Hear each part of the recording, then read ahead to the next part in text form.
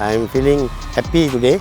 And overall, and happy for the players lah. Because it's an effort from the players. Today they played well.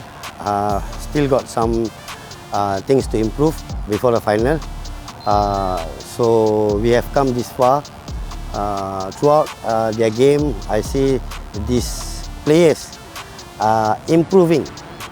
They are improving better and better after game. Okay, untuk final, untuk semi final dah lain chapter.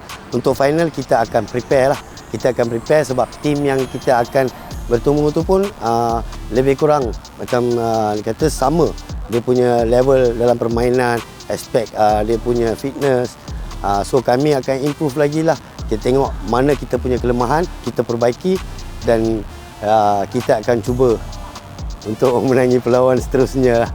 So kami akan membuat sebaik mungkin untuk menjadi juara pada edisi kali ini di Liga FAM.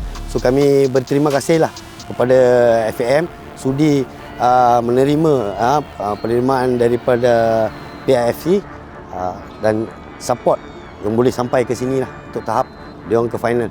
So final nanti pasti kami akan memberikan